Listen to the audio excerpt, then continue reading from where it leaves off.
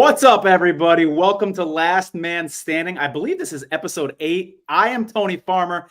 He is Ryan Hogue with a bag over his head. Is that you under there, Ryan? It's me, and I'm just. Last week I had my shades on because my picks were so bright, and now I'm just embarrassed. So I don't want to show my face. This is how the fortunes can turn so quickly in Circa Survivor and Survivor pools in general. We were both riding really high coming into this week, and things came crashing down pretty quickly. So let's update everybody. Ryan, what went wrong for you this weekend? Remind people who you picked and why you are ending up wearing a bag on your head. Well, like I said, this week was one of those weeks where it felt more like week 12 than it did any other week. Wait, are you wearing the bag the whole show? No, just for the start. All right. Okay.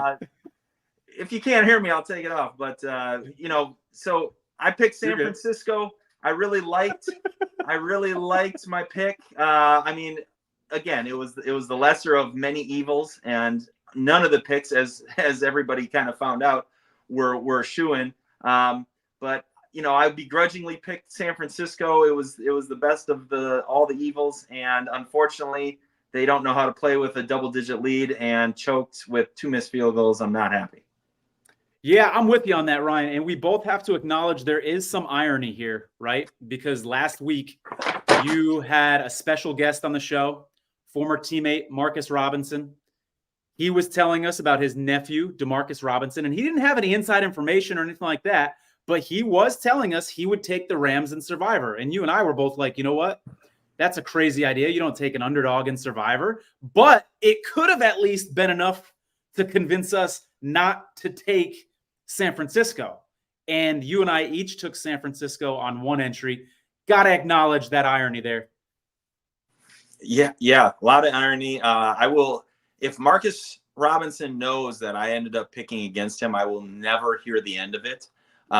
Hopefully he's not tuned in today, and I'm embarrassed for going against it. It worked the prior week because Bryant McKinney was on Baltimore, and I gave him all the counterpoints. Although I didn't pick the Raiders, I told him for Survivor, I told him, here's why I think the Raiders are absolutely in play. This week, again, I feel good about the amount of information we had. I feel good about our points of why, San Francisco made sense. Although, as we're seeing in the NFL, nothing necessarily goes to plan. But, I do think the lesser of the teams won. I don't think the Rams, win more than 3 out of 10 times those 2 teams play. But on any given Sunday, that's why the NFL is by far the most watched pro sports league in America, and the parity, and it's agonizing and frustrating for people like us. Tony, why don't you remind us how many entries you had on which teams and how'd you do? Yeah, it's funny. You asked me that kind of right as we also have a comment from someone asking a similar question. Said only the Jets entry made it through, or is there one I'm missing from Tony? Both had 49ers in one entry. That is correct. Tony, you had 3 on the Bengals. That's correct, unfortunately. And 1 on the Jets. I did have 1 more. That one also lost on the Browns. So as I recap my losses, and I think this is a good exercise to do when you have some losses in Circa Survivor, to do an autopsy and sort of see what went wrong, see what you can learn from next year. The Browns entry, I don't regret it, because strategically, if you can get by with a mediocre team like the Browns, you're in a good place. And I had multiple entries. So I don't regret it, but I was kind of trying to get cute there, and I could have played it a little bit more conservatively. The Bengals, I felt really strong about. Obviously, that's why I had 3 entries on them. That game just didn't go as I thought it was going to. The Niner game is probably the one that bugs me the most, even though it was only 1 entry, because as you said, Ryan, I feel like they should have won that game. And it may sound like sour grapes or like we're just whining here, but it really does kind of feel like a move that you make at the poker table when you make the right call and then someone hits a river card on you out of nowhere, like 4% chance, something like that. A one out. Yeah. It really kind of feels like that. You had the missed field goal. We won't recap the whole thing. You guys saw the game. But you had the missed field goal That pass right off of Ronnie Bell's chest. Oh, that was tough. I will say this, like you said, Ryan, I feel like we handicapped the game pretty well. We said the 49ers were going to be able to run downhill against the Rams. They were. We said the Rams' interior offensive line was going to be a liability. It was. But, Sean McVay got the best of Kyle Shanahan. And they were just hanging around. I texted you during that game, and I said, this game reminds me of the Ravens-Raiders game in that, just like in that game, the Raiders were just hanging around. They were never in the lead, but they were just hanging around long enough, alligator blood, like in Rounders. Yeah. And they just stuck around. And sure enough, you had special team woes too. The Rams fake punt, forgot about that earlier in the game. So anyways, I can vent about that game all day long. People don't want to hear me vent about that game. Bottom line is I have one entry remaining of my original 10. Ryan's out. Really tough weekend. Now, 600-something people left in Circa Survivor. I'm going to go ahead and pull up the carnage so that people can see it. By the way, we think we have a special guest joining us later today, so stay tuned for that. But in the meantime, I am going to try to pull up the carnage. Check this out, guys.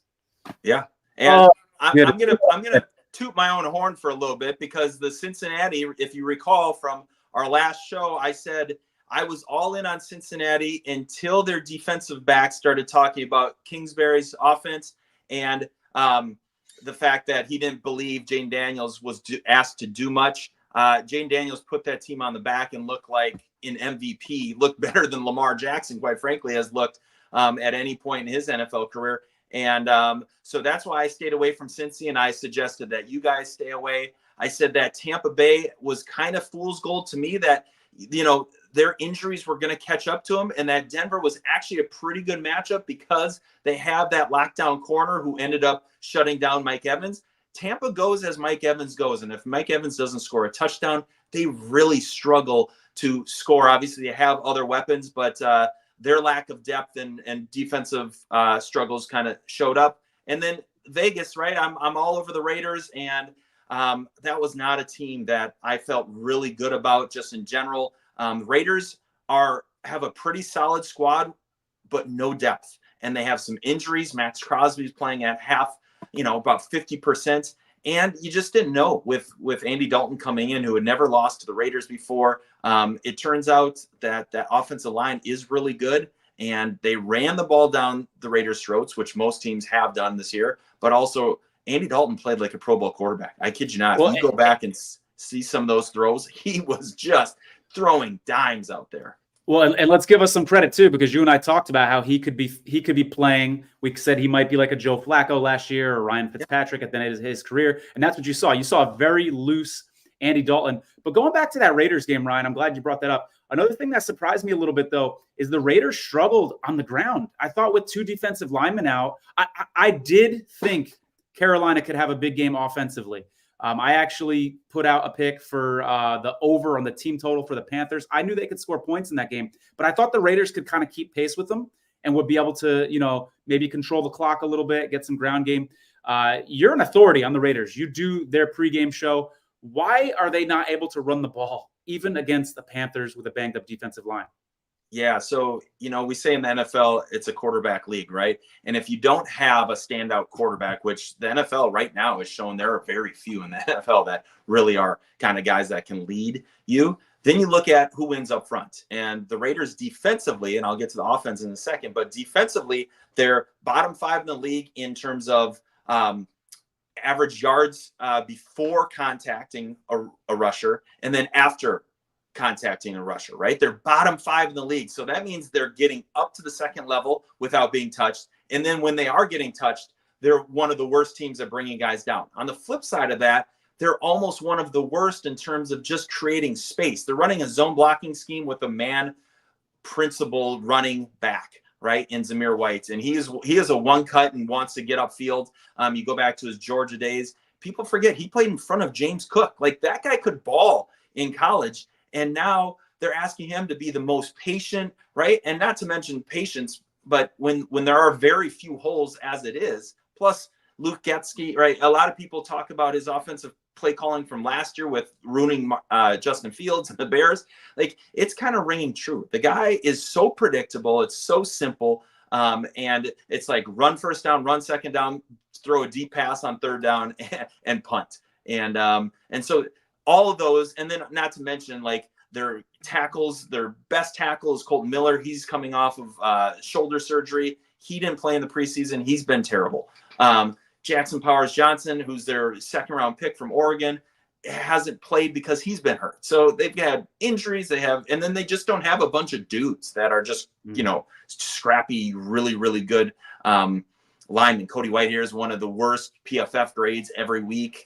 So yeah, that's a long-winded answer to say therein lies a lot of the problem for the Raiders.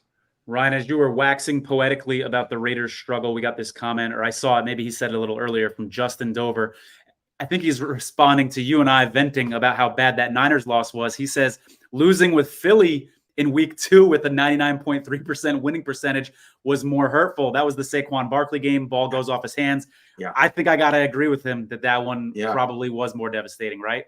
Yeah, absolutely, Justin. And we feel your pain, and you're hanging out with the rest of our 14,000 of us watching and seeing who's going to end up winning this thing. But yeah, the NFL, man, it really is fascinating that somehow, some way, almost every game comes down to whether it's a walk-off field goal or a team that scores and then like last night tries to do an onside kick to give themselves a chance. Like it's enthralling throughout the fourth quarter, which is a lot of fun. Or, and we haven't seen quite as much of this year, a bad call by the officials. That's the real shame of it. Like that, in my opinion, is the worst way to lose a Survivor entry, is when the officials rob you and make a blatantly obvious call. And there was a little bit of drama at the end of one of the Chiefs games, and we've seen a little bit of that, but it hasn't been like super glaringly bad yet this year, and we'll keep our fingers crossed on that. We're going to get it for those of you who are watching this show for the first time. Again, we might have a guest later. We're also going to do a review of every single game in week 4 from a Survivor pool perspective. We're going to analyze it and tell you our thoughts on taking that game in Circa Survivor moving forward. If you are one of the, what's the number? 642 people still left in Circa Survivor. And if you are, give yourself a big pat on the back right now, because you are in the biggest sports betting contest in the world, at least in terms of the pot. And you're in there with some of the sharpest bettors in the world, and you're in the top 4.5% right now. So congratulate yourself on that. That's an accomplishment already. But yeah, we're going to review these games, each and every one. Before we do, I do see another comment here. This is another comment from Justin. This is a good one. Survivor Sweat markups are ridiculous. Why do you think that is? I'm guessing as the contest moves along, they will start going for a discount. So Justin is referring to the Survivor Sweat marketplace, which I actually sold a percentage of my entry this morning on the Survivor Sweat marketplace. So if anybody has any questions about that, we can go ahead and talk about that. Give you guys a little bit of details. But first of all, Justin, don't blame Survivor Sweat, because it's the sellers that put the price onto Survivor Sweat. So it's not their fault. They're just sort of a middleman, if you will. But you're right. They are going for more than the implied value. So right now, the implied value is about $22,000, and you're not going to find an entry on there typically for less than $22,000. But your question is a really good one. What happens as the contest moves along? I can only speak to last year, because the Survivor Sweat marketplace is new, and this is only its second year in existence. What I saw last year is, in the beginning, it was like this. And if a entry was worth 12 grand, it was typically going for 16 or 17 or something like that. There was a markup. We'll use your words. But then later in the year, when your entry became worth, say, 110,000, they weren't going for a premium anymore. They were going for like 90,000. And I can speculate that part of that is probably because there's just less people that have $100,000 lying around that can make that sort of an investment. Now, that's what we saw last year. There's a lot more people into this year. Is that going to happen this year? Who knows? I'm just sharing what I saw last year. But yeah, I sold a percentage of my entry earlier today. I can tell you guys real quickly about the process. I listed it last night before I went to bed. I woke up this morning. I had multiple offers. And I accepted the offer. I got notification, I accepted the offer. I got notification that I would be getting a DocuSign. I signed the DocuSign. The buyer signed the DocuSign right away. And I had the money into my bank account same day. And so it was a very smooth process. I was really impressed with Survivor Sweat and all that. Not just saying that because they're a friend of the show. It truly was a smooth process. It was my first time doing a sale through them. And so, yeah, that's that. We got a comment from A. Murray, 642. Yeah. I wonder if that's my buddy Alfonso, maybe. 642 people left out of 14,266. Ryan, I got a question for you. This is your first year doing Circa Survivor. I know you've done tons of Survivor pools before this. In the future, can you see yourself not doing Circa Survivor? I feel like now that I've done it, this is my 4th year. I can't picture a football season without Circa Survivor. It's too much damn fun. What are your thoughts on that? No, I really like it. And to your point, I don't see myself not doing it moving forward. I really like the fact that Survivor Sweat provides that opportunity to sell a percentage, especially if you're like me, a little more conservative when it comes to sports betting, right? I don't make a living out of it. I do it for the enjoyment. So if I can go back and then, like, if I were in your shoes, make sure that I am not going to lose money, or make sure that I have money for next year's entries, like that provides me some security, especially to your, like, you've been spending an agonizing amount of time the last 4 months looking and setting up your path. Well, we've noticed that this year is just kind of we're going to throw it all out the window and we're going to say it's a crapshoot. There are no such things. I mean, think about, there's 14,000 people and of those, maybe 10,000 are legit. Like, I mean, if you're spending that kind of coin, you pay pretty close attention to the NFL, and there's a lot of sports professional handicappers like yourself and things like that. We're not even to 1 month into the season, 3 weeks into the season, and we can't even pick one for sure game that we're like, yes, that's gonna, like, we're not asking, the NFL's not asking much. We're just saying one game. And 14,000 of us have made a mistake. Yeah. And Ryan, to your point, I would argue this is the first time in a while that I've felt like things are getting cloudier as we move further into the season. Usually, as we've talked about on this show before, it's a good strategy to be kind of conservative at first, get data, and then by week 3 who the good teams are and who the bad teams are. I feel more confused than ever.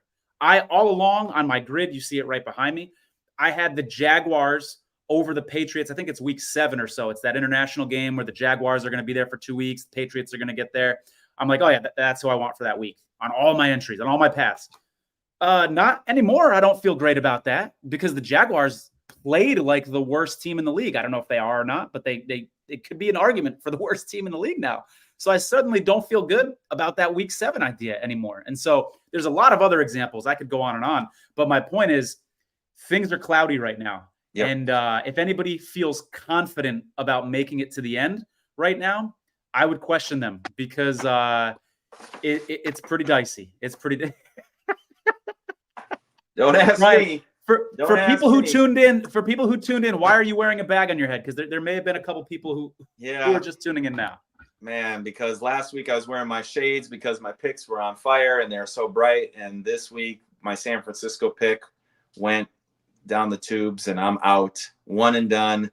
I want to talk about that comment that individual made though earlier about, why are the markups so much? Well, people will put whatever they want on there because people are willing to pay that, right? So it would actually, if you do have an entry, like, it behooves you to ask for a king's ransom, and maybe somebody will just be like, you know what, I love this contest so much, I'm willing to pay more than maybe most people are because I just want to be back in the competition. So, don't just take bottom dollar. That's why Tony said he put his on yesterday, and then there was, offers and counter offers and things like that, and you go back and forth. That's why Survivor Sweat providing that platform and making it seamless. Awesome. Love that. And obviously they take their small percentage and things like that. But, better than me having to chase somebody down and do a civil lawsuit because they didn't pay me their $80,000 that they owed me or whatever it was. So It just takes the DocuSign. It's like, okay, boom, out of my hands. And yeah. But let's talk about picks this week, Tony. Real quick, my buddy Ryan shows up.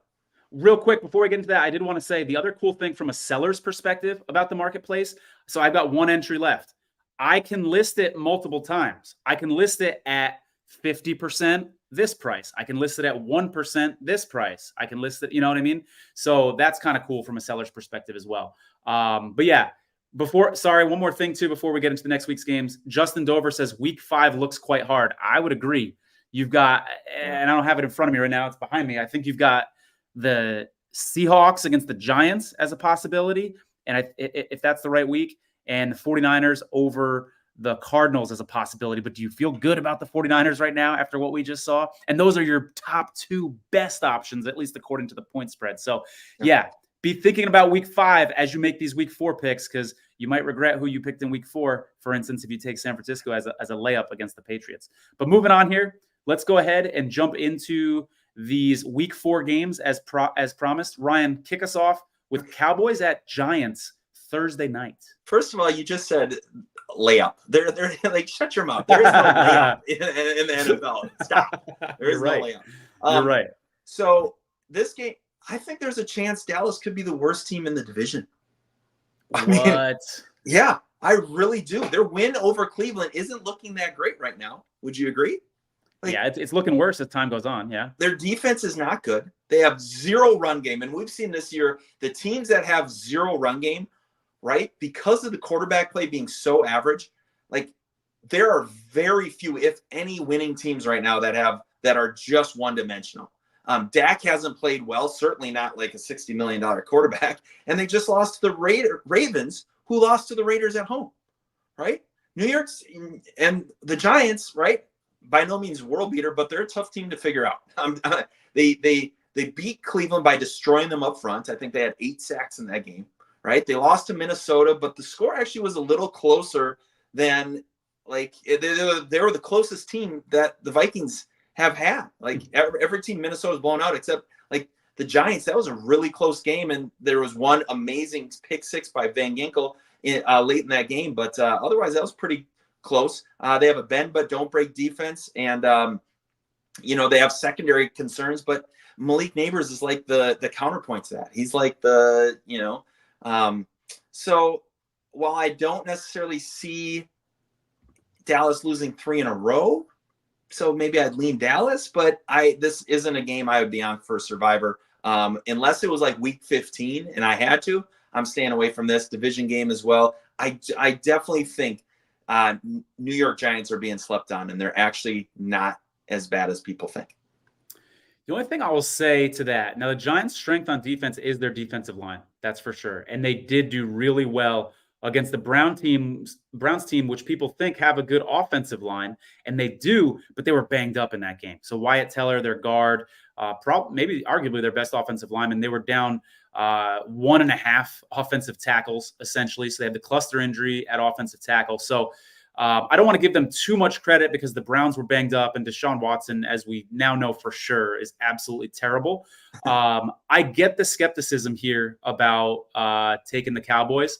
It's a Thanksgiving team. I think that's the biggest reason not to take the Cowboys here. But let me tell you, people who didn't take the Jets last week, and there's not many of them left in the contest, by the way, because most of the people in the damn contest were on the Jets last week. But for the couple who weren't, they're sitting there and they're saying, wow, that was pretty cool to win on Thursday and root for carnage on Sunday. And I think some people might be tempted to take that route here and take the Cowboys over the Giants. I wouldn't do it if my entries were there, but it could be a way to zig while other people zag, knowing that it's a Thanksgiving team. Moving on, Steelers at Colts. Guys, I want absolutely, positively nothing to do with this game. Really? From a Survivor perspective, absolutely. No interest in this whatsoever. Anthony Richardson, I think people are starting to come around to the idea that he may not be a great quarterback. Ryan, you've been saying that for a while. You've been skeptical of him for a while.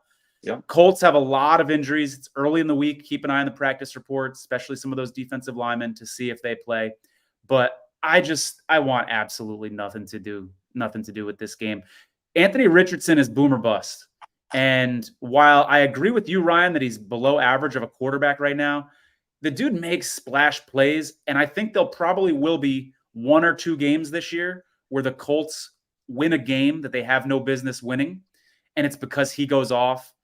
And I kind of feel like the same way about them as I do about the Cardinals. It's not a team I want to mess with in Survivor, even though overall they're not a very good team. So I've got no interest in that. You seem surprised when I said that.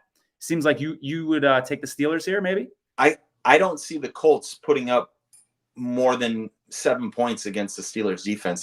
Their defense is nasty, and I know they lost Hightower for a certain amount of time, and that's certainly a big deal. But I am not an Anthony Richardson fan. I have seen him struggle against good defenses and very average defenses, and I think the Steelers might have the top defense.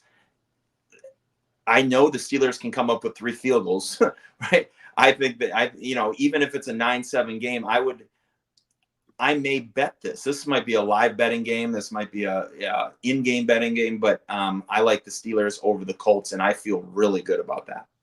Wow, that's some conviction there. I like to hear that. You mentioned the Highsmith injury. He injured his groin. First-round pick for the Steelers. Troy Fountain is going to be out for a while as well, so they're a little bit banged up in the trenches on both sides of the ball. Next game up here, Ryan, I'm going to let you take it away on this one. We've got Bengals, Panthers, the Andy Dalton revenge game. The Red Rocket returns, baby. All year people were like, well, Cincinnati's not going to go 0-1. Well, they did. Cincinnati won't go 0-2, even though they're playing the Chiefs. Well, they probably should have won that, but they did. Cincinnati can't go 0-3, right? Well, last night, Cincinnati can't go 0-4. I don't know. They get pieces back, and then they lose some. Brown now, their right tackle, is out for the year. As of today, I think he tore his patellar tendon or something like that.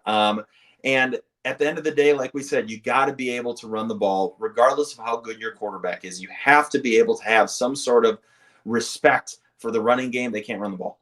And now part of it, they've been behind a lot this season. They had a short lead briefly against the Chiefs here and there, but really they've been playing catch up against these teams. And yes, these teams have had decent defenses and this and that, but look at the Washington secondary. Like, you and I, especially with T. Higgins out in ayahuasca playing well, like, we thought they were going to just dice them from a defensive secondary standpoint. Joe Burrow had good stats, but again, they find ways to lose. It doesn't seem like they're connected. It doesn't seem like they're playing very hard for Zach Taylor. Like, I don't know.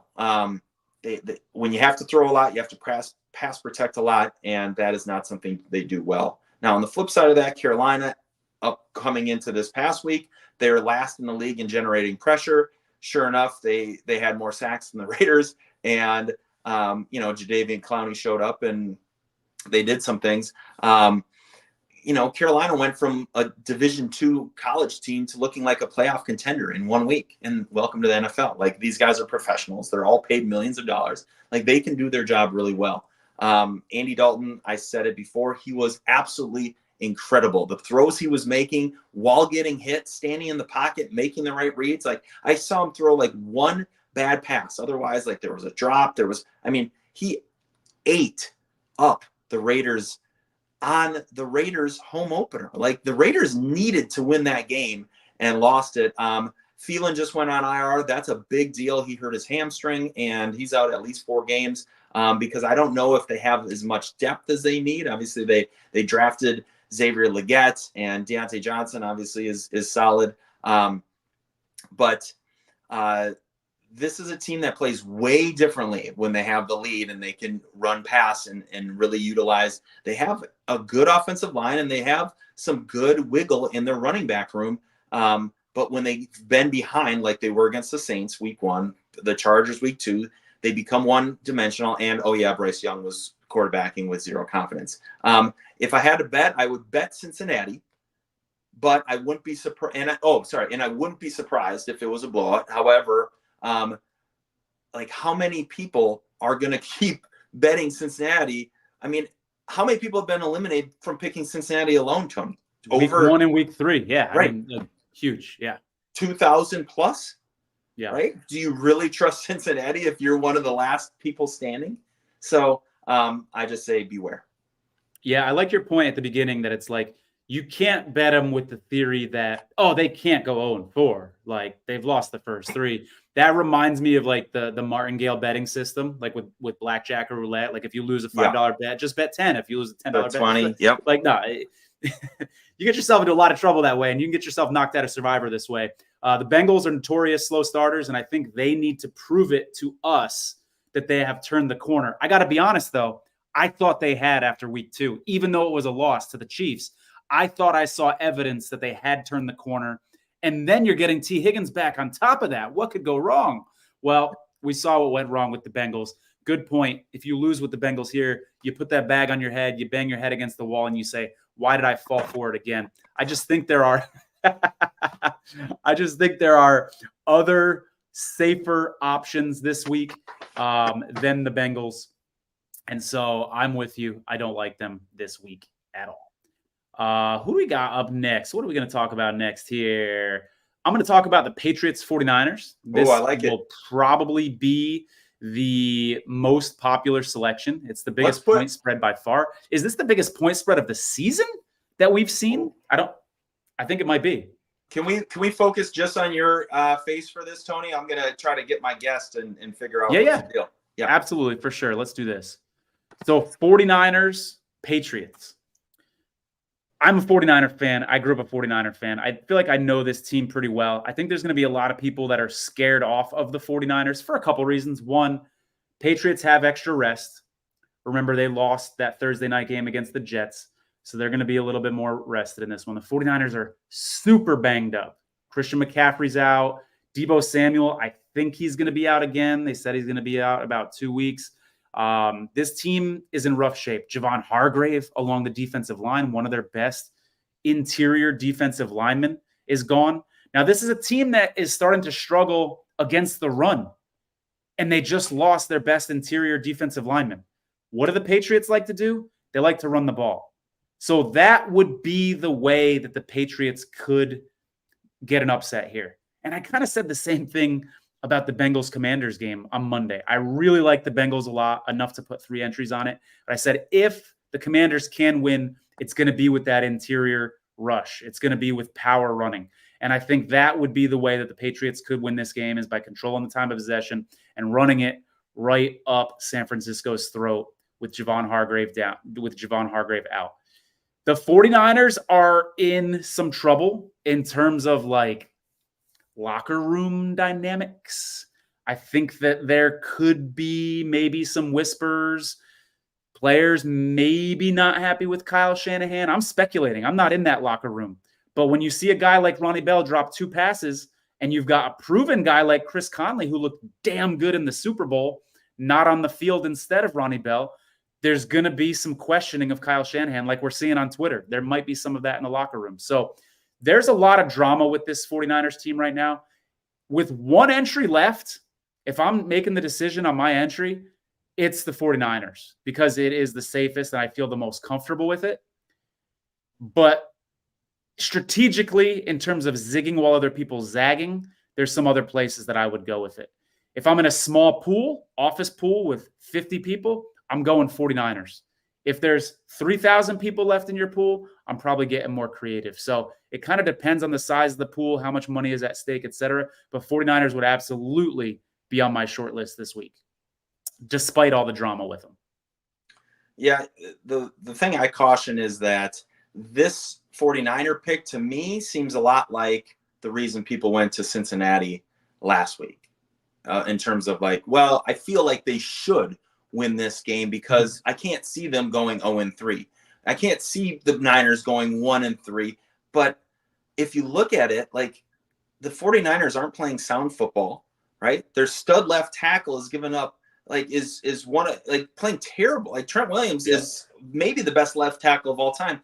He is not playing that way at all. Again, you've talked about on Twitter, him and Brandon Ayuk, like they got paid, and I fully support guys that hold out to get their money. But you look different when you miss training camp and you don't get those reps and your legs doesn't get, and Trent had to be, helped off the field to go get fluids during the game.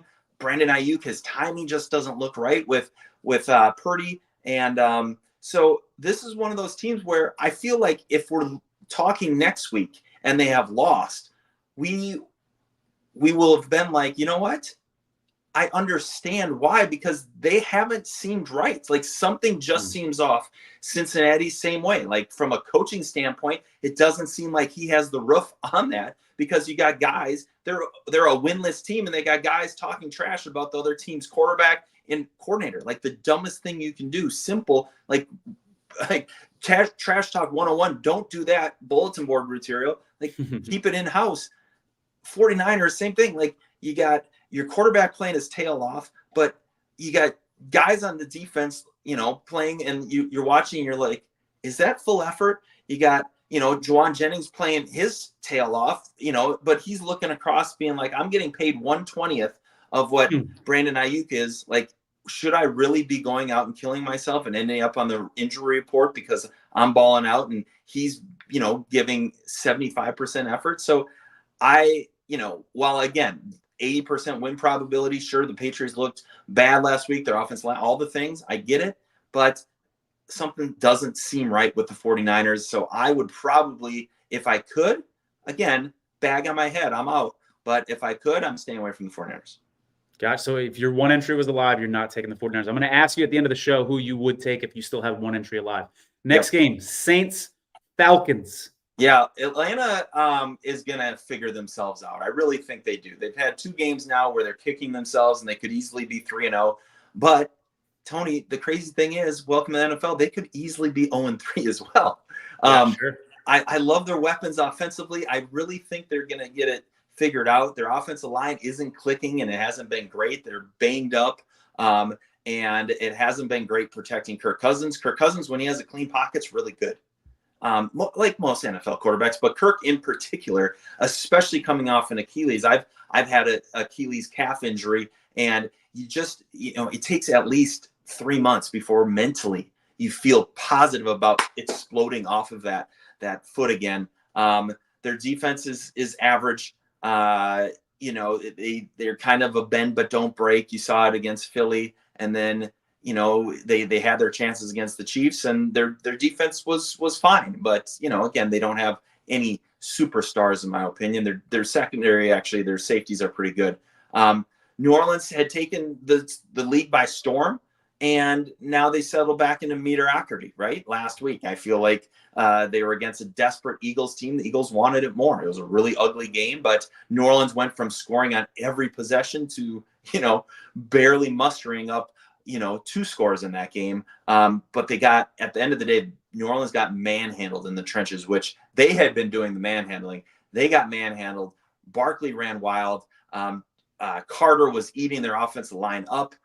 So for this game, I think whoever wins up front ends up winning the game. I like Atlanta at home because they need it more. But ultimately, Cousins to me is better than Derek Carr. Right. So if it's a coin flip game, I'm going to go, who's the quarterback? Who's at home? Okay. Home team quarterback. I'm going Atlanta. Not a survivor pick because, again, division, close game, 2 good teams, could be playoff-ish. So I'm staying away. Yeah, it's worth noting big injuries in this game, too. 2 Falcons offensive linemen were hurt last week. Caleb McGarry, he's probably their best offensive lineman. And then their center, Dahlman, I think is his name, was out. And then McCoy, who's the Saints center. And they already don't have a good offensive line, guys. They may be playing okay at times, but going into the season, that was a major concern. So when you lose someone in the trenches for the Saints, that's not good.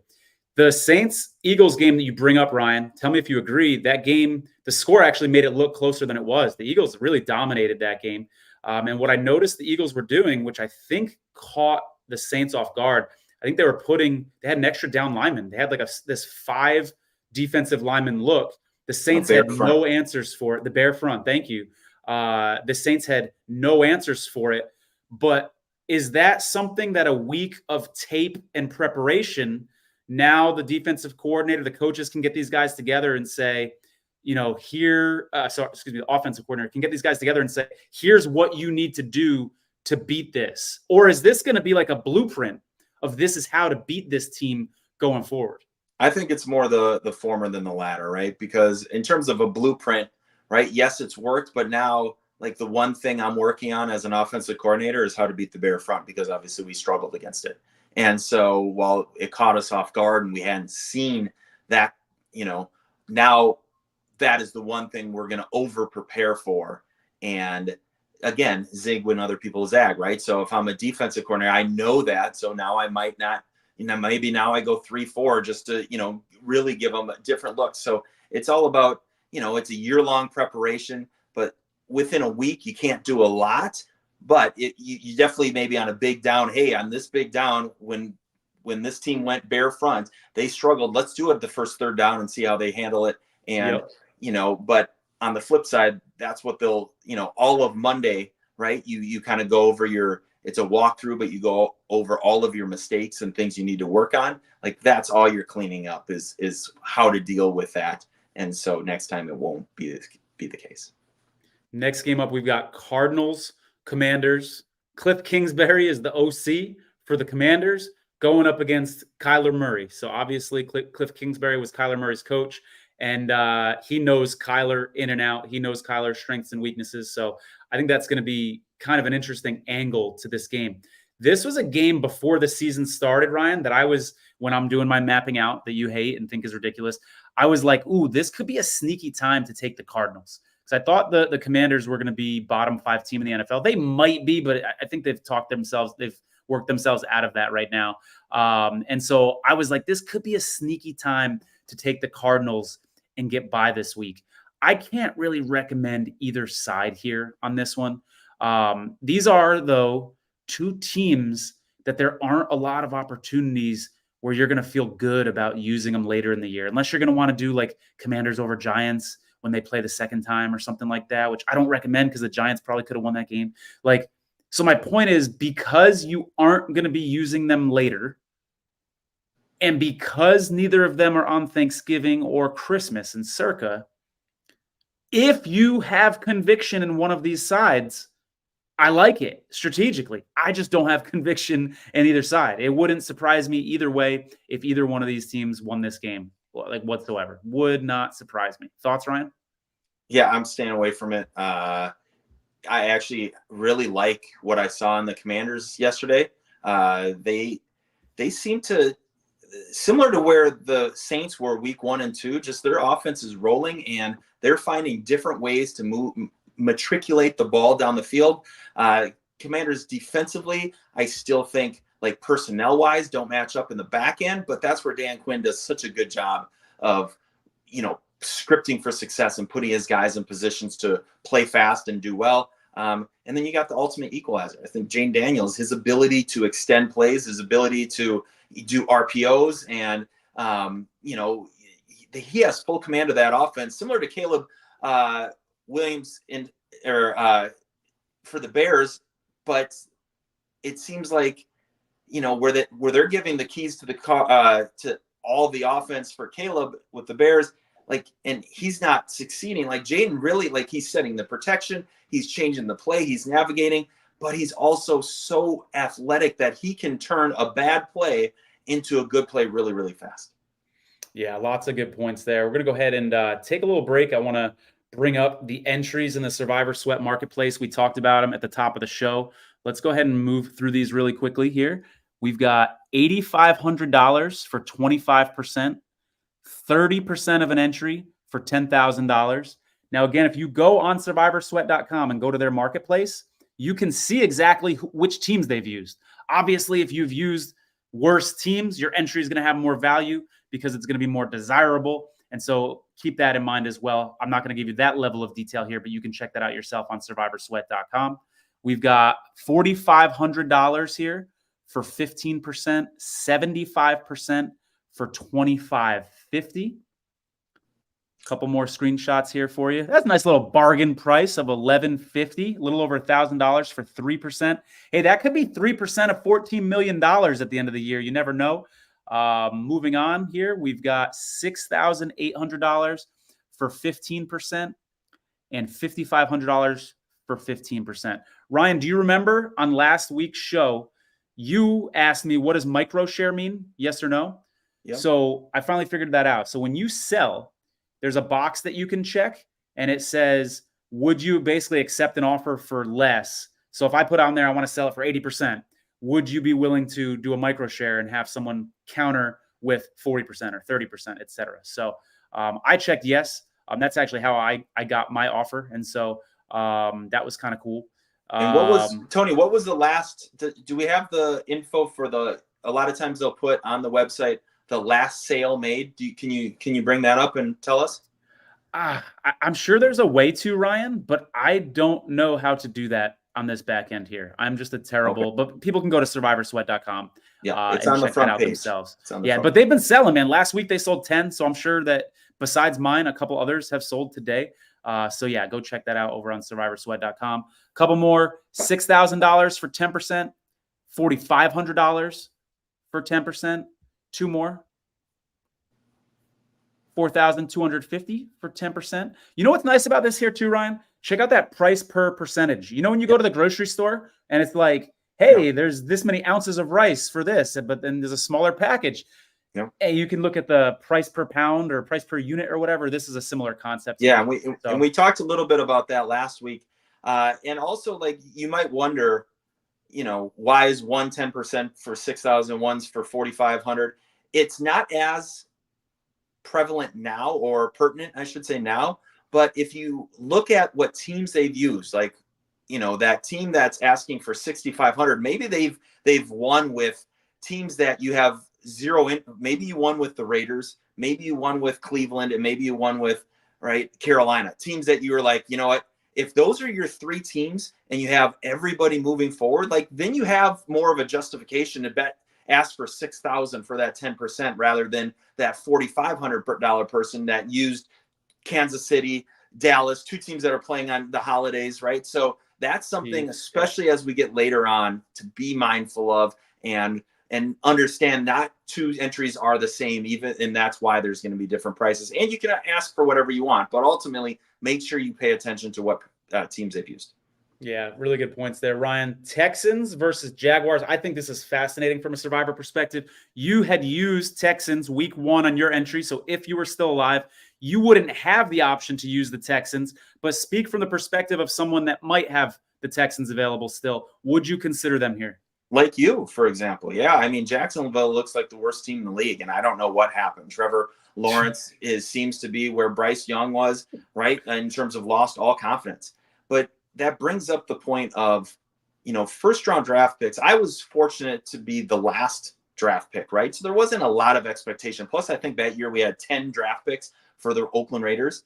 And so there wasn't a lot of expectation. Plus, they knew I was a Division III guy.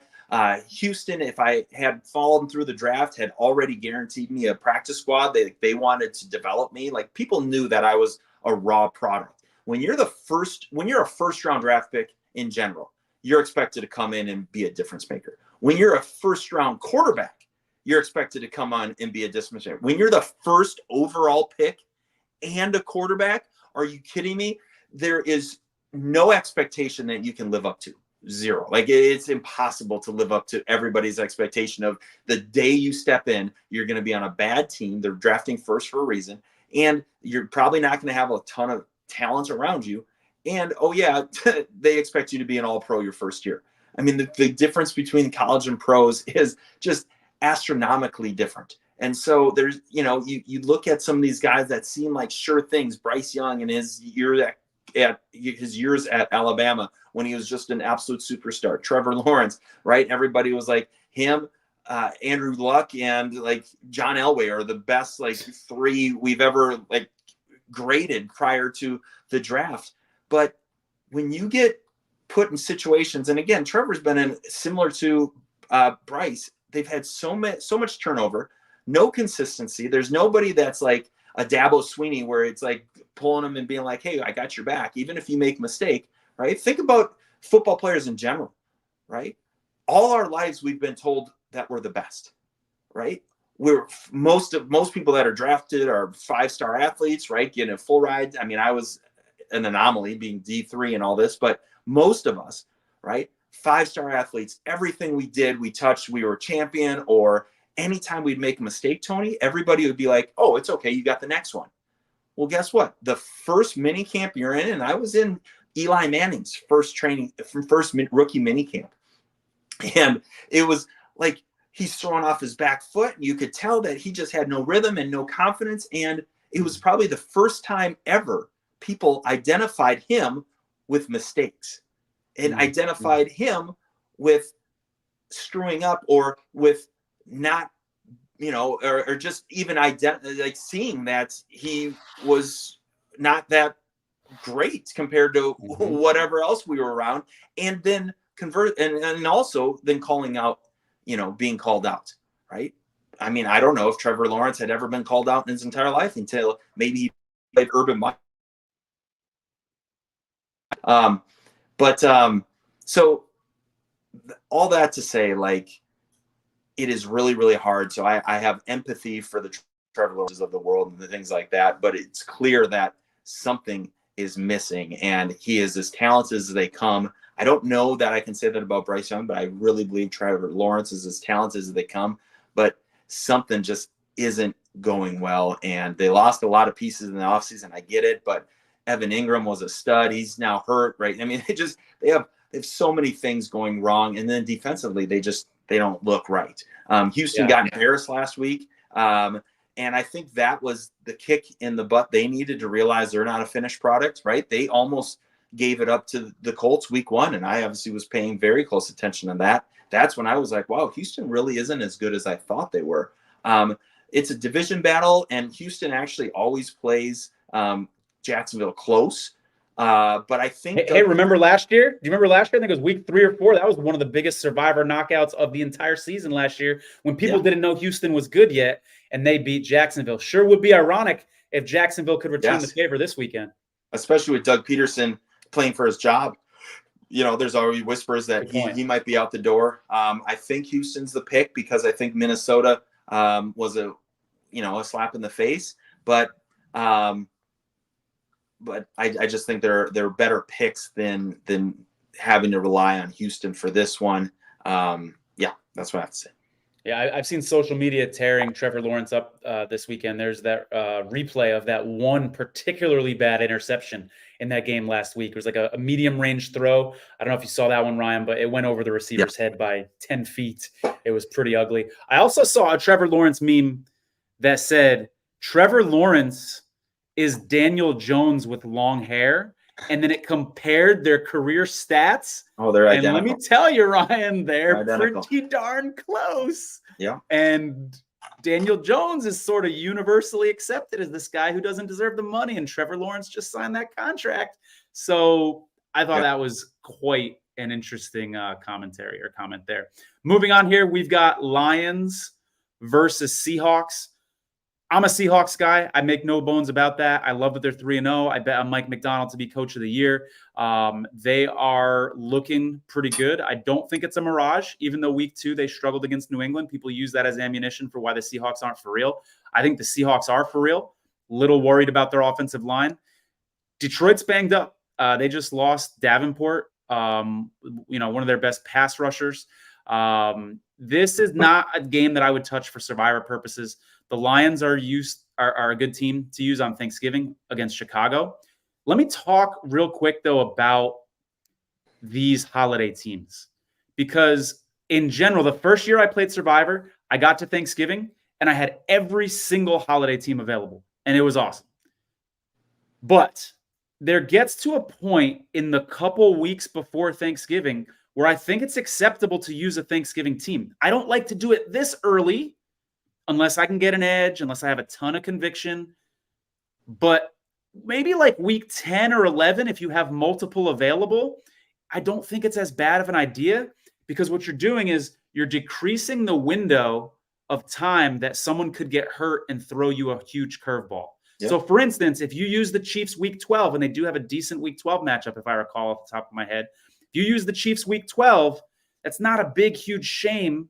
Because if you have another choice you like on Thanksgiving, there's only 1 week there that someone could get hurt. But if you use the Chiefs now or the Lions now with this example, and you're like, oh, it's okay, I'm going to be fine. I'm going to use the Cowboys on Thanksgiving. And Dak Prescott now has 8 weeks to get hurt and really screw you over. you can get yourself in trouble that way. That's a really long way of me saying, even if you like the Lions in this one, I think you should save them because they are a Thanksgiving team. Any other thoughts there? Kansas City at Carolina, week 12, by the way. Yeah. See, that's going to be tempting. But then Kansas City's also a Christmas option. It is going to be fascinating to see, Ryan, how many people are still in this pool week 12. Because here's the deal. We got 600 and something left. This thing may not go the whole way. Right. So some people are going to be playing this out and gritting it out the entire way. Some people are going to be like, you know what? It's not even going to make it to Christmas. So I'm going to be more aggressive and sprinkle some of those Christmas teams in early. Now, if you have extra entries, not a bad idea to have a more aggressive route and a more conservative route, a more forward-thinking route and a more instant gratification route, because we don't know ultimately how long this thing is going to last. I don't think it's going the whole way, Ryan. What do you think? No, I don't think. I mean, it's been such a volatile first 3 weeks. I don't see it being any different moving forward. There are no trends, no patterns that are seemingly coming out of this. Carolina, we thought we'd be able to fade them. Giants, we thought we were being able to fade them. Can you really? Right? I mean, Raiders, people thought, then they go and win on Baltimore. Like, I mean, who knows? Maybe every team will end the year 9-8 or 8-9. How cool would that be? Right? I mean, I wouldn't be shocked. Like, that's where we're headed. Who knows? Yeah. Do we have any comments while I talk about the next team? Tony, I'll let you look at those while I talk about, let's see here, Rams, Bears. Go ahead. Take it away, man. No comments yet. Okay. You know, I'm not sure anybody watching the Bears can really feel good about them, especially when it comes to Survivor. Their offense is just stagnant, right? Their offensive line is terrible. I think Keenan Allen makes a big difference to this team. I'm a big Keenan Allen fan, have been all my life. I think he's one of the most underrated, with Mike Evans as two of the most underrated receivers of all time. And him being out, like, is like, he's just that veteran calming presence. You know, he's not going to do what Moore was doing in terms of pouting. He's not going to drop a touchdown pass, although he did drop a pass in the first game, like Odunze, in terms of like a big game-changing type play. He's the guy, third down, that's where you go. I'm keeping an eye out if he plays. The Rams, you know, I got to put my bag on because the Rams caused me. Damn you, Rams. They found a way to win, because when you have one of the best quarterbacks in the NFL, and he might be right now playing the best football, Matt Stafford. When you got that guy, it gives you a chance. I mean, look at Kansas City, the way they've been playing, haven't been playing well, but there's so much fear when you're playing against an elite quarterback that you know that you press a little bit. You have to do certain things. And when the game's close and at the end, Stafford's going to find a way. They have injuries everywhere, obviously, the Rams, and they're certainly flawed. And I do think the Bears defense is going to feast on their offensive line. But I think it's going to be a last possession type game. I don't see the Bears being able to outdistance anybody offensively. Right. So therefore, they're always going to be without shouting distance. Even a team with allegedly a good defense in the 49ers, 14 points going into the, deep into the game wasn't enough. Stafford figured out a way. Rams will win if they don't give it to the Bears with turnovers. It's somewhat intriguing to pick Rams here, actually. But I think Chicago has to win sometime. I think Keenan Allen, though, is the key. I'm staying away until I know the Keenan Allen news. Yeah, and I would rather use the Rams later in the season when they've got those receivers back. They got to match up with the Patriots, where if they're healthy, that's a great time to use the Rams a little bit later in the season. Chiefs, Chargers, I'm just going to echo myself from basically all the same stuff that I said about the Lions. It's a holiday team. They actually have two holidays, Thanksgiving and Christmas. So I just think it's way too early to use the Chiefs. The only thing this is going to accomplish, if you use the Chiefs, is you're zigging while other people are zagging. So if I've got 8 entries and there is one guy, by the way, who's got 8 entries left. He's the leader in the clubhouse. Maybe if I'm that guy, I put 1 on the Chiefs just to be a little different and create a different path for myself. And I figure, hey, there's probably one path I'm not going to use the Chiefs on Thanksgiving or Christmas, and I'm going to want to do something different, maybe end up taking Houston or Chicago or something like that. Other than that, if you've got 1 or 2 or 3 entries left, I just can't justify taking the Chiefs here because of those holiday implications. Survivor pool aside, I do like the Chiefs winning this game. Although we have seen the Chiefs underperform in these division matchups the last couple of years, haven't we? We've seen them lose games to the Raiders that they shouldn't have lost. And so that's an interesting angle here. You know that when Jim Harbaugh got that job, he knew these were the games against the Chiefs that he had to circle, that maybe not in this first year, but next couple of years he's going to be expected to win. And so he's certainly been studying this team really closely. But I think it's a little too early here to be taking the Chiefs given the holiday implications. Yeah, I think you echoed exactly what I was going to say. If I know Harbaugh, which obviously I do, and I played for him, his whole offseason strategy meetings were, how do we beat the Chiefs? And I am going to set my entire roster and entire day-to-day operation of what do I need to do to put together a team to beat the Chiefs. It's similar to what all teams used to do with the Patriots and Tom Brady, right? Now the Chiefs are, right, the penultimate, like that is the blueprint. And I think that the way they're setting themselves up, ball control, keep the ball out of Mahomes' hands, be physical, out physical them up front, and find a way late to give Herbert the ball with a chance to win the game. Now, I will say, without one tackle, Slater's out for a while, right? Or Alt has a partially torn MCL. I know that both tackles might be out, and obviously Derwin James is appealing his suspension. He might be out. That's not a recipe that I would feel great about, but I wouldn't be shocked if they split on the season, because I know Harbaugh, and same thing he did when he took over for San Francisco. Seattle was kind of that team. He put together a team. How do we figure out the Legion of Boom? Well, how do you figure out Patrick Mahomes? You beat him up front. You get pressure up the middle on him and don't let him to escape. Like, they have a team really predicated. And you run the ball to keep them off, to keep Mahomes off the field as well. Yeah, absolutely. A lot of good points there, Ryan. Next one up, Jets, Broncos. I'm just going to steal your thunder for a little bit. I think this is the most viable Survivor play if you have the Jets available, which a lot of people don't. But if you do, I think the Jets are an absolute must-use here. Do you agree? No, I don't. Wow. I mean, I think, it's an interesting game. Storylines, obviously, last year it played out more, but Sean Payton and Nathaniel Hackett, that's been talked about. Denver has the better defense. Denver is healthier. And yes, the Jets are getting extra rest, but they have some really, really big injuries. Their right tackle's out, right? And their middle linebacker is, I don't know if, the right tackle's out. And actually, both teams are missing their right tackles. Because McGlinchey's out for the Broncos too. McGlinchey's out. Okay. Well, I would argue that the right tackle for the Jets is more important. Moses, right? Moses, or whatever his name is. But I think it's Moses for the Jets. I think that's more of an important just because of how the Jets offense operates from an offensive line perspective. I think the Jets might be really good, right? And I like that you bet on them preseason to win the Super Bowl. I did it last year and obviously got screwed over. But I think the Broncos actually match up really well. Surtain, he's going to follow Wilson. And we saw, when Aaron Rodgers gets in trouble, his blanket, his confidence is in Garrett Wilson. And that's who he goes to. He's not going to throw to him if Surtain's guarding him. Surtain shut down Mike Evans last week and has shut down really every Pickens the week before. And their pass rush is tops in the league, right? I mean, Aaron Rodgers does not do well. No quarterback really does. But especially now that Aaron Rodgers is limited in his movement compared to what he used to be. When you can get pressure with your front four, ask Baker Mayfield, they're always going to have a chance, and they don't have to protect, they don't have to defend as long because that offensive line is collapsing.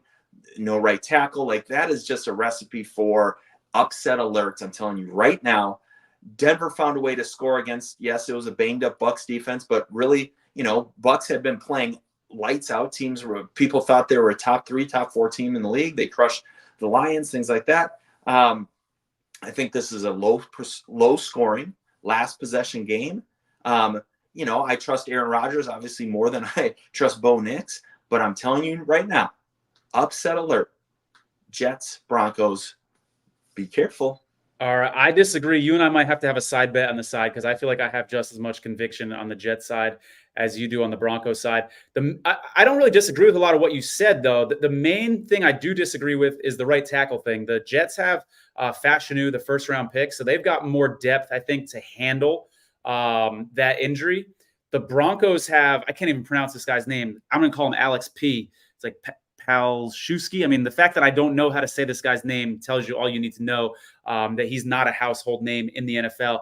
His PFF grades last week were like okay, but that was also against, a Bucs team that had very, very little pass rush because of the injury situation on that team. So he doesn't have to pass pro for a long time, though. The Jets go all of their offensive passing plays are deep, right? They're either really short, immediate, or they're really long developing plays. And when you have a replacement right tackle, especially a rookie, man, I'm telling you right now, against that defense, they are going to feast on Aaron Rodgers. And you saw what happens in the first game when he started getting frustrated and he starts pressing, he forces a ball to Garrett Wilson. It's going to be picked by Surtain.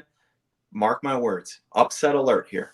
I think Bo Nix can get overwhelmed by this Jets defense. By anything, yeah, by this Jets defense. I could see this being a game where the Broncos we have a couple comments here, by the way, where the Broncos get one-dimensional because they just can't throw the ball, certainly not deep, and they're just doing these little short passes. And Robert Salah is a great defensive mind, and he will have that team ready. Let's see what we got here for comments. The Broncos just won their Super Bowl. Jets 10 days rest. Love that point about the Jets on extra rest here. It seems like you might have a couple of people who are interested in betting you on the side on this game, Ryan, if you're interested. And then another spot. Thankful to have one more entry left. You and me both, the sport 78, although I sold a large chunk of mine. So if you still have one entry left and it's all yours, you're in a really good spot there. Those are the comments. Moving on. Any other thoughts on the Jets Broncos? I think we just got to agree to disagree on this one, Ryan. Yeah, people got to decide whose advice they want to take. Again, I'm not saying I'm betting people that I think the Broncos are going to win straight up. I'm just saying this to me is not a slam dunk. I'm putting the Jets on upset alert for this game. All right, well, bet me on the point spread then after this game. We'll talk offline. Here's a review so far. We got a couple more games left. But here's a review of the favorites for this week. This was put together by the good folks at Survivor Atlas. Can you do that again, Tony? Yeah, but of course, can you take off the Jets Broncos thing and put that up again? Absolutely. Yep. I'm multitasking over here, but we gotcha. Okay. Another two Monday night week, by the way. 2 Monday night football games staggered again. I bitched about that last week. I can't stand the staggering, but we're going to get to these games. Titans, Dolphins. And then the Lions-Seahawks game we covered was also the Monday nighter. I really think it's fascinating that they have such conviction in some of these percentages, 81%, 78%, 77%, 68%. And it's what every single underdog has won against the spread, right? Or every single underdog 6.5 points or more has won outright or something like that. Like, I don't understand how anybody can really think 81% 49ers over the Patriots, watching the Patriots have looked from week 1 to week. I mean, they had a bad week, sure, but week 1 and 2, they look better than the 49ers week 2. Let me clarify this. So these are the win probabilities based off the money line. So these were put together by Survivor Atlas, but it's not their Survivor Atlas isn't saying the 49ers have an 80.8% chance. They're taking the money line and they're using an odds calculator, which you can get off Google anywhere, and you just convert that money line to the win probability. So this is basically Las Vegas, if you will. These are odds makers saying this is the likelihood. I think it's dumb. Well, it sounds like you want to bet the Patriots money line, or at least on the point spread. But it sounds like you might want to bet the Patriots money line here if you think they have more than a 20% chance of winning that game. You can make yourself some money there. You gave me a 5-1 odds. We'll talk about it. We got a couple bets that are going to be happening between us offline for sure, buddy. For sure. You can count on it. Next game up. Oh, before I got sidetracked here, I did want to give a little shout out to Survivor Atlas. Make sure you are following them on Twitter, or X, if you will, at Survivor Atlas. Also go to survivoratlas.com. They've got a grid that you can use to map out your path, like you see the big grid behind me in the room that I'm in. They also have a great community. They do tailgates on Thursdays. They got a Discord channel where people are talking, venting, talking shit. It's a great community. Love the Survivor Atlas community. Definitely make sure you check them out. They're one of the good friends of this show. Moving on here, Ryan, we are going to talk about, what do we got here? How about this Ravens-Bills game? That Ravens-Cowboys game was so interesting, wasn't it? Yeah. The Cowboys got their butts kicked. Yeah. The Cowboy, but the first half looked a lot different than the second half. There's a little scare at the end of that game. This is a Sunday night football game. You don't think they're a little bit worried? A little bit? No? A little bit, but I felt like the Ravens always had it in. Yeah. Ravens, by the way, have a little bit extra rest here because the Bills played Monday night. Although I don't know, did the Bills even get a workout on Monday night against the Jaguars? maybe we can't even consider that. They got good cardio from running up and down the field. Seriously, I can't take either of these teams in this game here. I just can't do it. Ravens, I'm still concerned about their offensive line. I think it will come together. I do think the Ravens offensive line is going to gel and this team's going to improve, but they've got to prove it to me first. It's just like we said with the Bengals. You got to show me first before I'm going to trust you with $1,000 entry in Survivor. And then on the Bills side of thing, sure, they look really good right now, but this Ravens team is going to be hungry. And maybe I shouldn't, Ryan. I get nervous betting against undefeated teams and betting on teams that haven't lost yet. And I know that's silly, and I probably shouldn't be thinking like that, but I'm just kind of like, they're due. They're going to lose at some point, and I don't want to go down with the ship on that. But either way, I don't want anything to do with the Ravens or Bills here. You? I tell you what, I don't want to touch this game. I have been wrong about the Bills, and they continue to, next man up. Like that's the cliche all NFL teams do. But I mean, this team's decimated by injuries to like star players. They lost a lot of who I thought were studs from last year, and they just keep showing up. And Josh Allen is on an absolute mission. And I am going to eat crow and put my bag back on if the Bills end up going to the Super Bowl or something, because I thought they were going to be terrible this year. I'm with you. So not terrible, but I thought they were not going to – I thought they'd be third in their division, and right now I am so far off. So I'm putting this back on for my Bills prediction. I'm with you because the Bills had a whole new wide receiving core. I thought at least it was going to take them time to gel, and they were going to be a team that, kind of started off slow and then ended up improving as the season went on. They're gelled. They're good. No problems there. But again, not a viable Survivor pick. Packers, Vikings. Yeah. We think Jordan Love is going to be back. We think. Your thoughts on this one, Ryan? Yeah, simply put, I'm staying away from this. I mean, you see the win probability. It's very tight. It's a division. It's a border battle. Both these teams hate each other. I grew up a Vikings fan, played for the Vikings. It is absolutely a real thing. The tension, the hate of Green Bay. I think they're two really good teams, and they play each other really well against one another. They play really well. If Jordan Love plays, I'm not touching it for sure. Okay, if Malik Willis plays, it's an interesting decision if you want to be ballsy and go Minnesota, because obviously you've seen teams with a week prep to do Brian Flores' scheme defensively for Minnesota is really, really tough. Now you got Malik Willis, who isn't exactly being put in a position to beat you with his arm.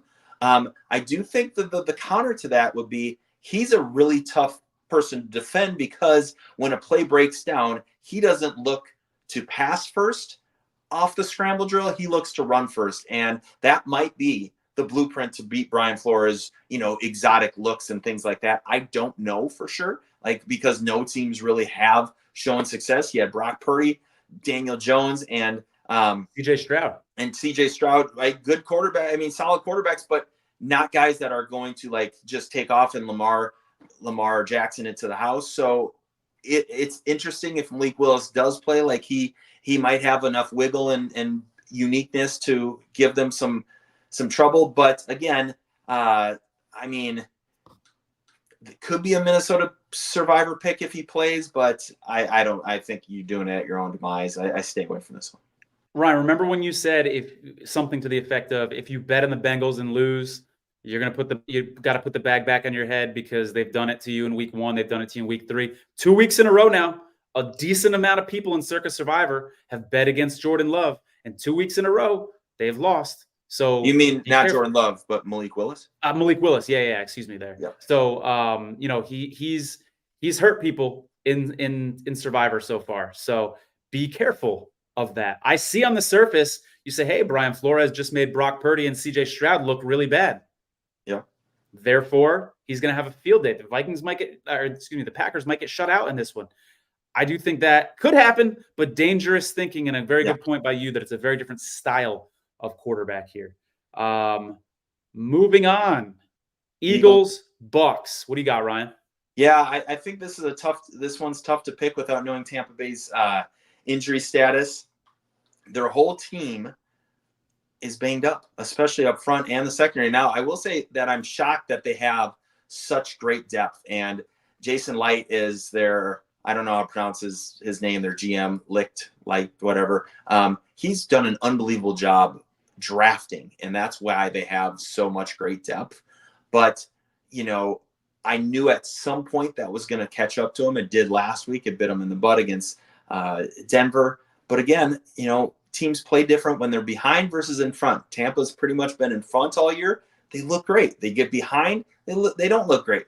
Denver, the opposite. Passing, when they have to be a pass-first team, they look terrible. When they have the variety, Bo Nix looks like a solid, competent starter. Tampa really goes as Baker Mayfield goes, right? I like the Eagles here to get back from their butt kicking they took in the playoffs, right? This is a revenge game. You remember the Eagles got embarrassed on national TV and the Bucks. So it's probably not a one-entry pick for me, but I do think that the Eagles win, especially if the Bucks continue to be decimated by injury, which it looks like as of now they will be. Yeah, Survivor pools aside, I think this is going to be one of the more entertaining games of the weekend. I think that it's going to be a lot of fun to watch. You mentioned the injuries. There's a lot to talk about here. You've got Godecki, who's the Bucs tackle, who's missed the last 2 games.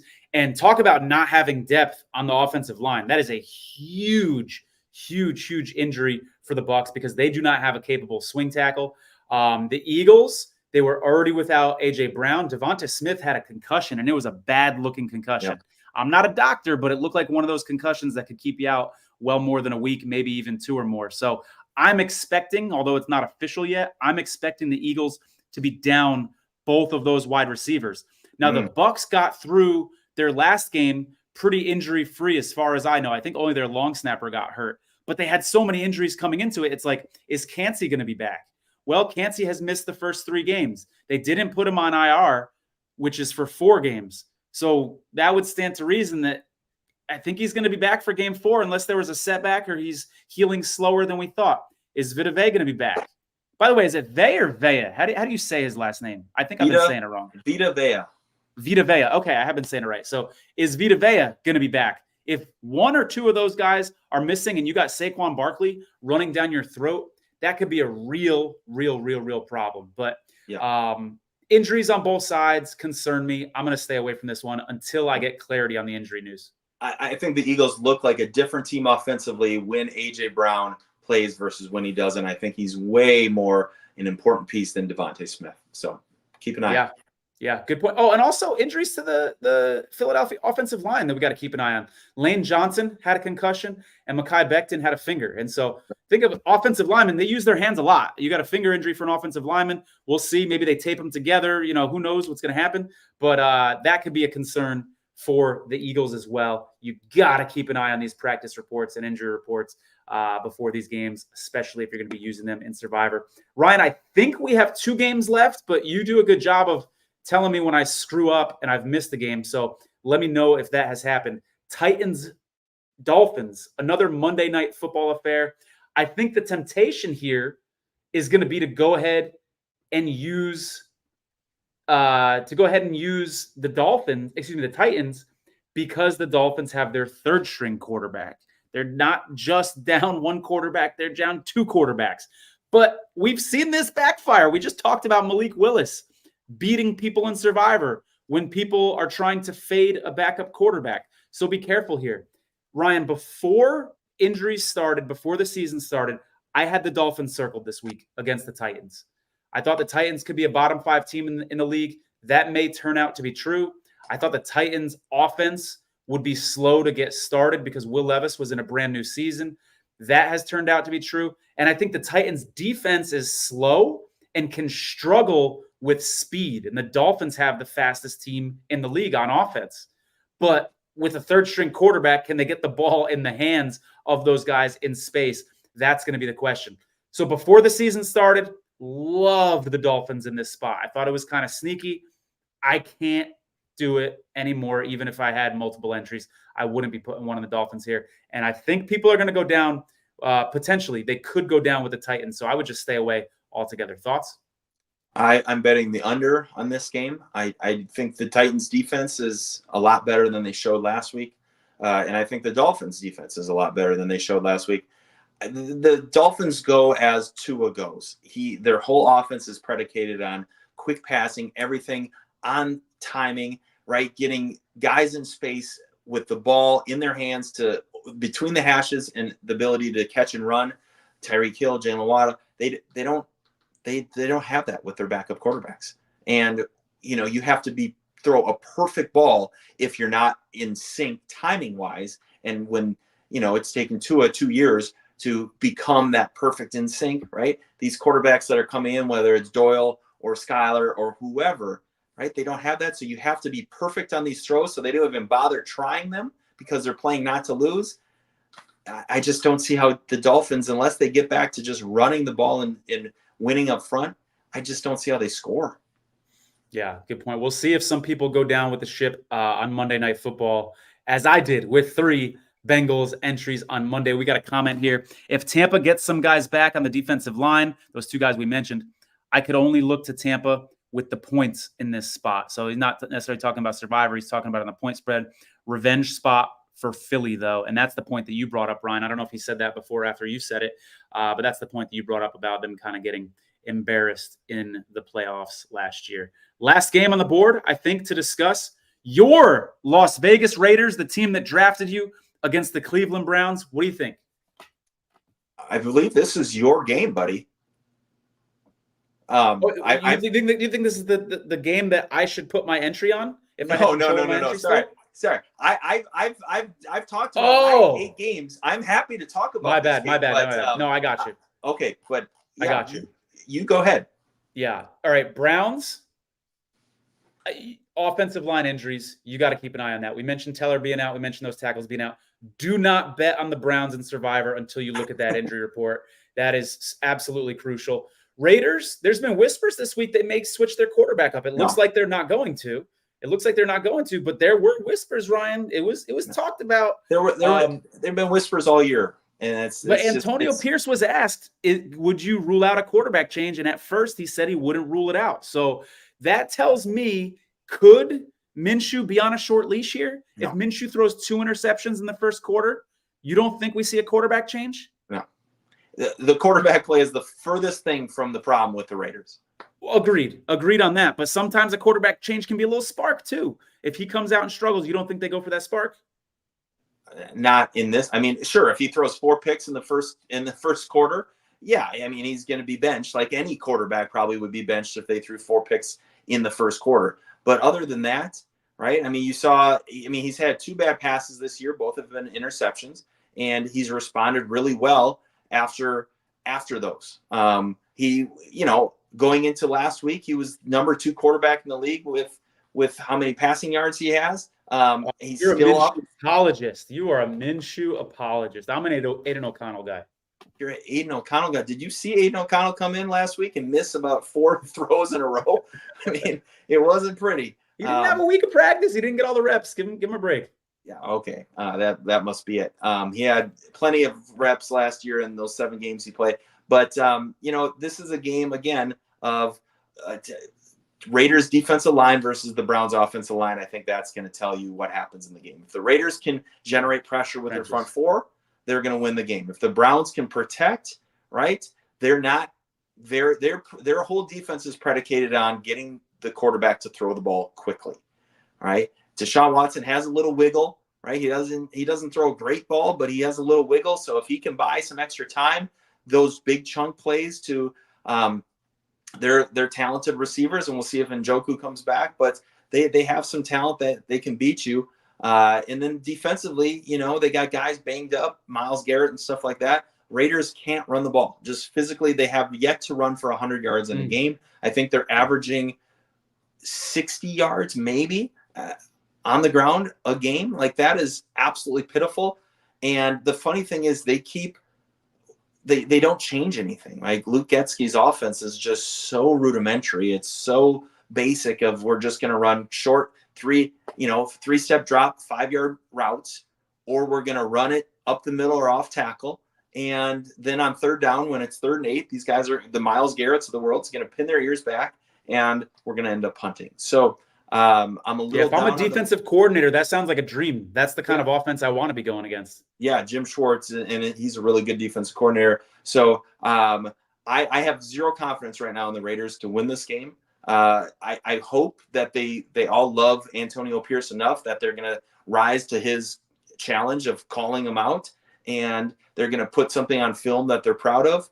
But I think the Browns also are a desperate team, and it's 2 desperate teams. I could see the over absolutely hitting, and it might end up being one of the more entertaining games because I really think that both teams in that 1 and 2 desperate kind of needing to find themselves, needing an identity. It's really going to be fascinating. I could also see the Browns winning 30-13. So.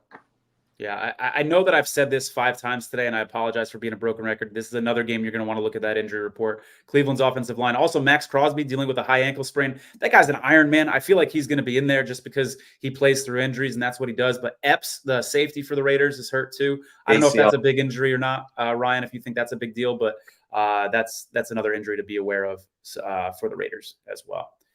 Yeah. Well, Ryan, I think we did all we could here, man. Another fun show. We updated people on where things stood. Can't believe my guest didn't show up. I'm gonna, I'll give him a piece of my mind. But sorry that we did have somebody scheduled and they no-showed. So maybe next week. Hey, no worries, man. You had 2 incredible guests the last couple weeks. We had a Pro Bowler, a Super Bowl champion, and a household name in the NFL. I mean, so tough act to follow. But I'm looking forward to seeing who we can get on the show next week. We're going to be back on Saturday. We're going to do a quick little recap of what the Circa Survivor selections are. And thank you all for joining us. Thanks for the comments. Love this Survivor community. What's up, Brian? One quick plug for myself. Tomorrow night, if you guys watch Fox, it's 8 p.m. Central Time. It's after The Masked Singer on the Fox channel. I'm on a game show. It's called The Floor. It's hosted by Rob Lowe. If you want to see a different side of me, it's a trivia game show. It's a lot of fun. Tune in and enjoy the show. That's awesome. Ryan, is it 1 episode or is this like so there's 10 episodes. Tomorrow's the season premiere. Gotcha. And you're on the 1 or you're on all 10? I'm on as long as I keep winning. See, I tried to trick you there, and I tried to get you to tell me if you keep winning or not, but you didn't fall for that trap because you told me you wouldn't tell me. All right.